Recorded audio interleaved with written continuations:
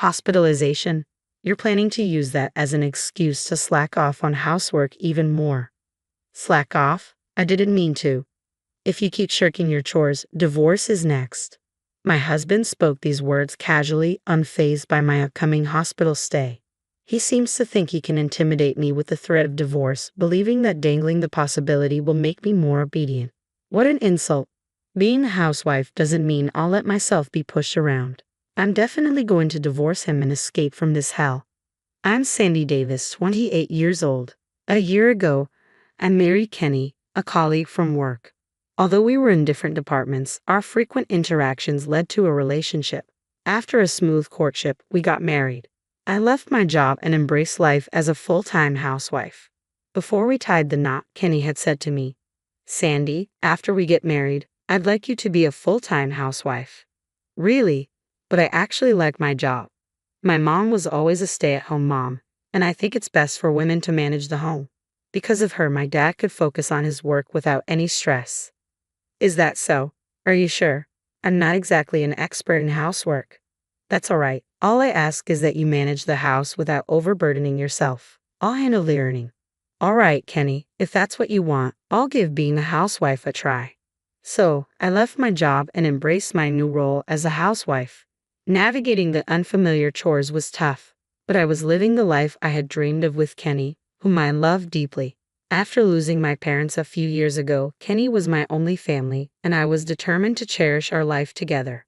But happiness is fleeting. 6 months into our marriage, Kenny came home in an unusually foul mood. Normally, he'd greet me with a cheerful "I'm home," even if he was tired, but today was different. He sighed heavily and collapsed onto the sofa. I approached him with caution. "Kenny, welcome home. You look exhausted. Are you okay?" Dinner is ready. Would you prefer to eat first or take a shower?" "Hey, Sandy, can't you see I'm deep in thought? Stop bothering me." With wide eyes and a fierce glare, my husband erupted in anger. I had never seen him so enraged before, and I flinched instinctively. I'm sorry." Even as I quickly apologized, he made a loud, dismissive click of his tongue. His frustration spilled over as he began to vent his irritation on me. "Must be nice, just lounging around the house all day." "Wait, Kenny, what's this all of a sudden? You're supposed to be a housewife, but you're really just idling away while I'm at work. You're really the worst." "Hold on, I'm constantly doing chores around the house." "Shut up, you're nothing but a leech and you have the nerve to talk back to me." Without warning, he yanked a handful of my hair, lifting it painfully. Terror surged through me, and I cried out in desperation, "Stop it." But my plea fell on deaf ears. For the next hour, I was bombarded with harsh words, being called an inept wife and a freeloader. "I'm cutting our monthly expenses," he announced, his disdain for me growing daily. At first, he reduced our spending money by $100, but now I was left with only half of what I used to receive. Our relationship had devolved into something far from husband and wife. It felt more like master and servant.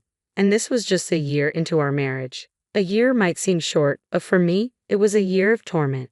Since Kenny lost his temper, time seemed to drag agonizingly slow.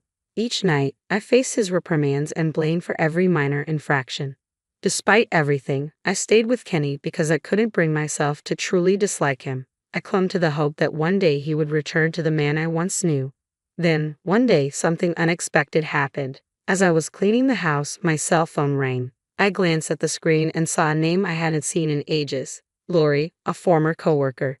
Thrilled by the surprise call, I quickly answered. "Hello, Lori. It's been a while." "Sandy, it's been too long. Do you have time to talk?" "Absolutely." "I hope you don't mind me asking, but are you having problems with your husband?" "Problems? Why do you ask?" "I recently heard something unsettling. Kenny has been speaking poorly of you at work." "Wait, what's going on?" Lori explained that my husband had been portraying himself as very dominant at home. He'd been saying things like, "She can't do anything without me. She's utterly helpless with housework. If it weren't for me, she'd be divorced by now." Apparently, he had been bad-mouthing me to former colleagues and junior staff in his department. Since I used to work at the same company, everyone there knows me. Some of my old coworkers who are familiar with me had subtly defended me, but it seems this only injured Kenny further. He began ignoring and cold-shouldering those who stood up for me. As a result, the trust he had built was eroding. and the atmosphere in his department had reportedly become quite tense. Hearing this, Lori grew concerned and decided to reach out to me. I was left speechless by the news. I felt not only guilty but also deeply embarrassed that Kenny was causing problems for his colleagues. "I'm sorry, Lori. It seems Kenny has been stirring up trouble." "It's okay. He doesn't even listen to me at home."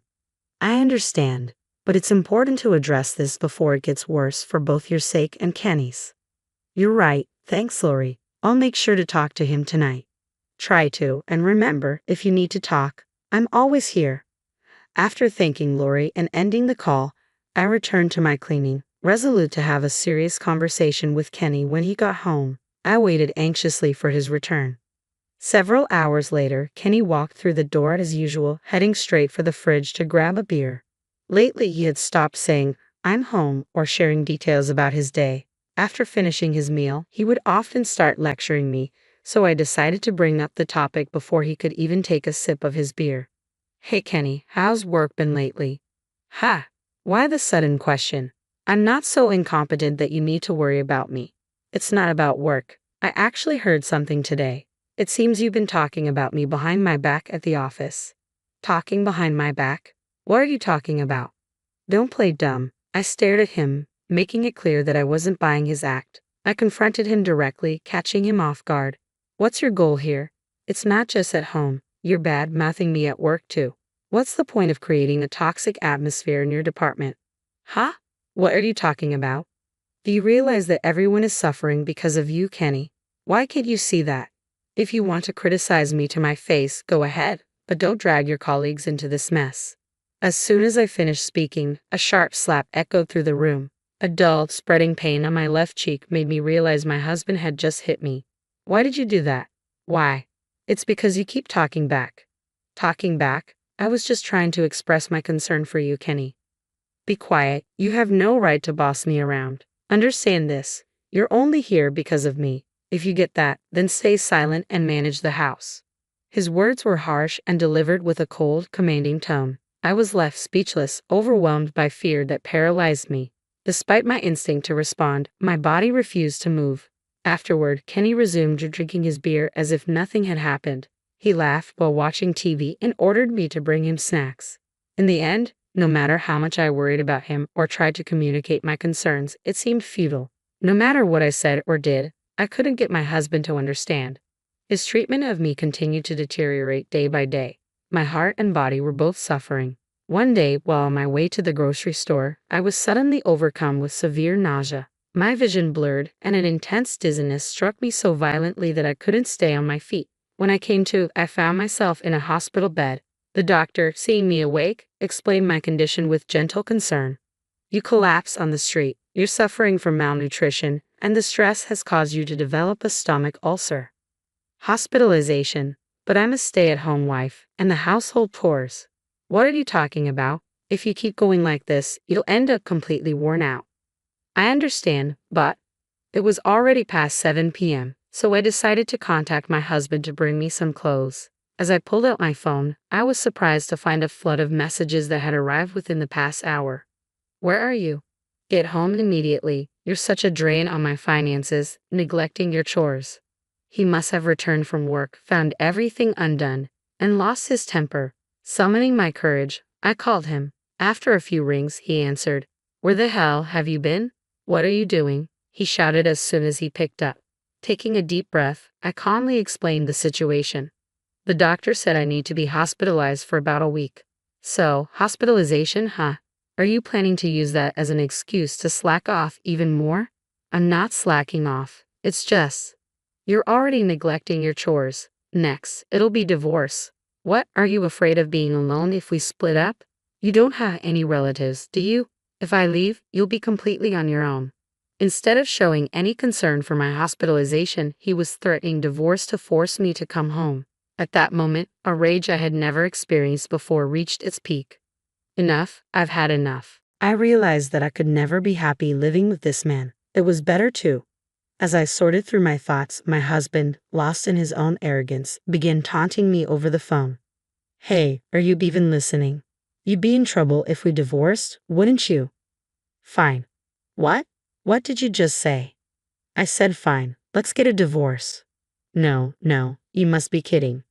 Do you even understand what a divorce means? Of course I do, but if that's what you want, then you can start by preparing the divorce papers. Ha! As if you have the courage to actually follow through. Just remember this. In frustration, my husband abruptly ended the call without waiting for a response. Later, my phone rang again. This time, it was my former boss from my old job. Even after I became a housewife, my old boss had reached out to me several times. I had always been passionate about earning certifications, accumulating several before my marriage. These certifications, earned during my student days and early career, had greatly benefited my job, earning me a reputation and trust from higher-ups. Despite my decision to quit after getting married, they had made several attempts to keep me on board. Now, as I contemplated divorce while in the hospital, I also considered returning to work. When I shared this with my boss, he was immediately supportive. He agreed to reinstate me and even arranged for company housing. It was decided that I would return to work and move into the dormitory next month. I'm ready now. I can leave my husband anytime. When I returned home from the hospital, I found the completed divorce papers on the desk. Without hesitation, I signed them and immediately submitted them to the courthouse. I rushed back home, packed my essentials, and left before my ex-husband returned. A few hours later, while taking a breather in a budget hotel, my phone buzzed with a call from Kenny. Reluctantly, I answered his persistent calls, and he immediately started yelling. Hey, did you get discharged from the hospital today? Yes, so what? I replied calmly. What do you mean, so what? You signed the divorce papers and left. Why didn't you wait for me to come back? You already know the answer. There's no reason for us to live together when we're practically strangers now, is there? Huh? Strangers? What are you talking about? You threw away the divorce papers, didn't you? Threw them away? You got scared when you realized I was serious about the divorce and threw them away, right? Kenny seemed convinced that I couldn't possibly go through with the divorce. He spoke as if I had no intention of ending our marriage and must have discarded the papers. Responding to his misunderstanding, I replied with a hint of sarcasm. Listen, you're mistaken. I never threw away the divorce papers. Then where are they? I've submitted them to City Hall. What kind of joke is this? It's not a joke. The papers have been accepted and you and I are now strangers. We'll never have to deal with each other again. He raised his voice in response. Don't mess with me. Whether he believed me or not, he began blaming me again. There's no way you can divorce me. You have no family, no job. I certainly have no family, but I do have a job now. Oh, you're just a housewife. That was true until now. While I was in the hospital, I contacted my boss and they agreed to hire me back. That's not something you can do so easily. It's possible. They even told me they want me back. There's no way. You probably don't know, but I'm going to resume work and live in the company's dormitory starting next month. Kenny's voice took on a desperate tone. Wait a minute, this must be a joke, right? I wasn't serious about the divorce. I don't care. I accepted the divorce because it was what you wanted. There's no problem with that, right? But that's a problem. How am I supposed to live without you? As soon as he realized it was a genuine divorce, my ex-husband began to plead and cling to me, failing to learn his lesson. Disgusted by his attitude, I couldn't help but raise my voice. Ha, I don't care about your life. You're an adult, figure it out on your own. According to you, I was a failed wife, right? So you shouldn't have any problems without me. That's not true. Wait, I apologize. Please forgive me. Shut up. I don't love you anymore. I will never forget how you treated me like a slave. Don't ever appear in front of me again. Reflect on your actions and live alone for the rest of your life. I hung up the phone abruptly and blocked his number, ensuring we would never interact again. However, my new job was at his workplace, and news of our divorce spread quickly through the office. Because he had bad-mouthed me there, many believed he got what he deserved. Feeling out of place, Kenny started taking unauthorized absences, which eventually led to his dismissal for misconduct. This severed all ties with him. Due to the alimony I demanded after the divorce, he ended up in debt. Losing his job and saddled with debt, I have no idea where he is or what he's doing now. The one thing I am sure of is that he isn't living the wealthy life. His unhappiness is my only consolation after the torment I endured. From now on, I will work for myself and live for myself, regaining the freedom I lost during our marriage.